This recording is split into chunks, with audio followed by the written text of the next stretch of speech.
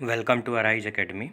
आज 22 अप्रैल है और 22 अप्रैल के करंट अफेयर से रिलेटेड जितने भी मोस्ट इम्पॉर्टेंट क्वेश्चन हैं आज उन सब पे हम डिस्कस करेंगे। तो आइए शुरू करते हैं। हमारा पहला क्वेश्चन, सिविल सेवा दिवस कब मनाया जाता है? तो हमारे पास 4 ऑप्शन है, 22 अप्रैल, 21 अप्रैल, 23 अप्रैल या इनमें से कोई नहीं। अगर इनमें से किसी का भी जवाब आपको पता है तो कमेंट बॉक्स में कमेंट करके बता सकते हैं। तो आइए समझते हैं। इसका जो सही ऑप्शन है वो ऑप्शन है 21 अप्रैल। 21 अप्रैल को सिविल सेवा दिवस मनाया जाता है। आइए इसके बारे में विस्तार से समझते हैं कि ये कब से मनाया जाता है और क्यों मनाया जाता है। तो सिविल सेवा दिवस सबसे पहले सरदार वल्लभ भाई पटेल ने 1947 में सिविल सेवा अधिकारियों को संबोधित किया।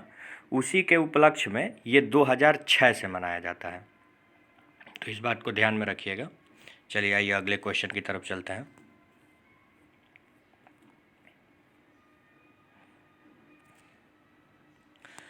दूसरा क्वेश्चन, हाल ही में सीमा सड़क संगठन BRO बॉर्डर रोड ऑर्गेनाइजेशन ने किस राज्य में डपोरिजा ब्रिज का निर्माण किया है?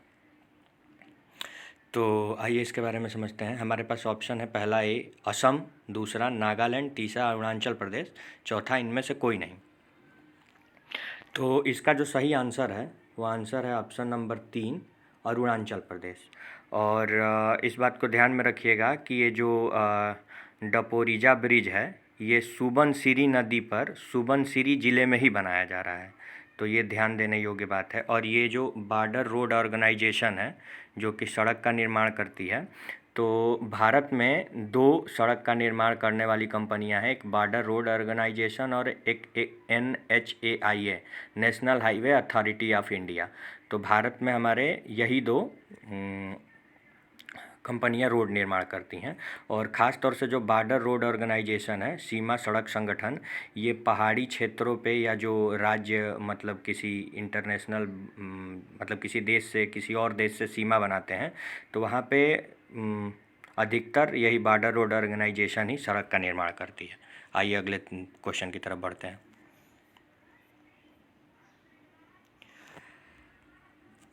हाल ही में फेसबुक ने सुपर ऐप बनाने के लिए किस भारतीय कंपनी के साथ समझौता किया है?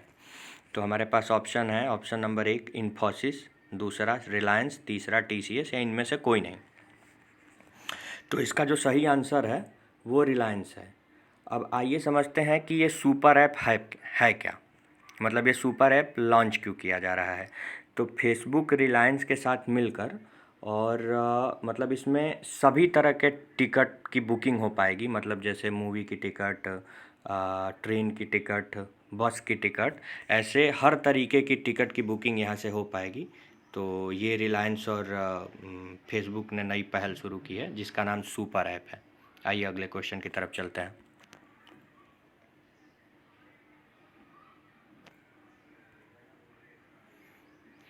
हाल ही में सबसे बड़ा मुफ्त भोजन कार्यक्रम मिशन अन्न सेवा किसने शुरू किया?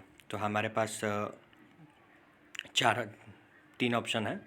पहला रिलायंस ग्रुप, दूसरा टाटा, तीसरा इन्फोसिस या चौथा इनमें से कोई नहीं। तो आइए समझते हैं। इसका जो सही आंसर है वो ऑप्शन नंबर 1 रिलायंस ग्रुप। और ये भी ध्यान देने योग्य बात है कि ये अब तक का भारत में सबसे बड़ा मुफ्त भोजन कार्यक्रम है, मतलब भारत में ही नहीं पूरे विश्व में अपितु कि इससे बड़ा मुफ्त भोजन कार्यक्रम अभी तक कहीं नहीं चलाया गया है। ये रिलायंस ग्रुप चला रही है और इसमें लगभग 3 करोड़ लोगों को मुफ्त भोजन प्रदान किया जाएगा। तो ये एक अच्छी पहल है। आइए अगले क्वेश्चन की तरफ बढ़ते हैं।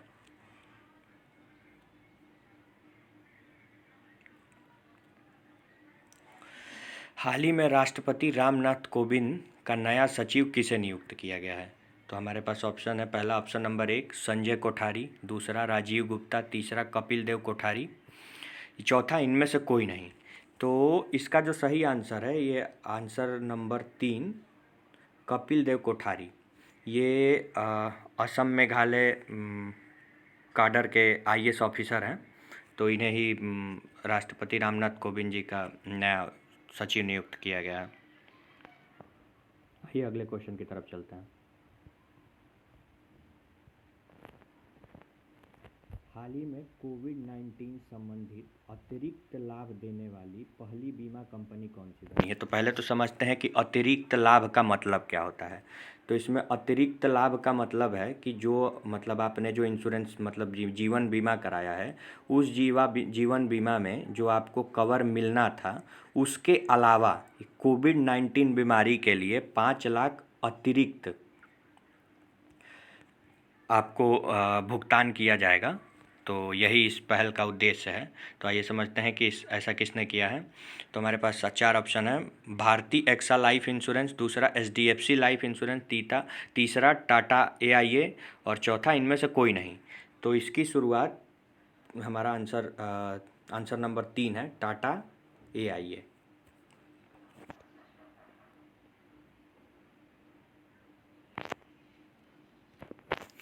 हाल ही में किस बैंक ने अपने ग्राहकों के लिए वॉइस बैंकिंग सेवा प्रारंभ की है?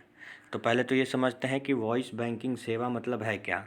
तो वॉइस बैंकिंग सेवा मतलब कि आप एक फ़ोन कॉल के ज़रिए अपने हर चीज़ की, अपने अकाउंट से रिलेटेड हर चीज़ की जानकारी आपको मिल पाएगी। तो मतलब ये जैसे कोविड-19 बीमारी चल रही है, तो इसमें बैंक जाना लोगों को सुरक्षित नहीं लग रहा है, तो उसके लिए ये सेवा शुरू की है। और इसका सही ऑप्शन है ऑप्शन नंबर 2, आईसीआईसीआई बैंक। एक और बात ध्यान देने योग्य है कि अभी कुछ दिन पहले आईसीआईसीआई बैंक ने एक व्हाट्सएप बैंकिंग सेवा का भी प्रारंभ किया था, तो ये भी ध्यान रखेंगे। आइए अगले क्वेश्चन की तरफ चलते हैं।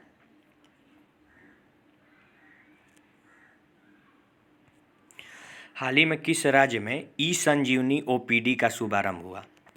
तो ई संजीवनी ओपीडी का मतलब क्या होता है, पहले तो ये समझ लेते हैं।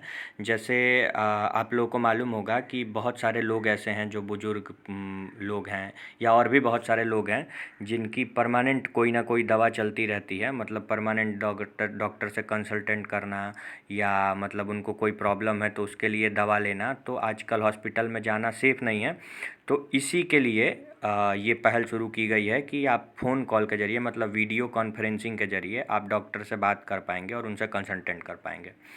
तो ये एक बहुत अच्छी पहल है और इसका सही आंसर है ऑप्शन नंबर 3, हिमाचल प्रदेश। आइए अगले क्वेश्चन की तरफ चलते हैं।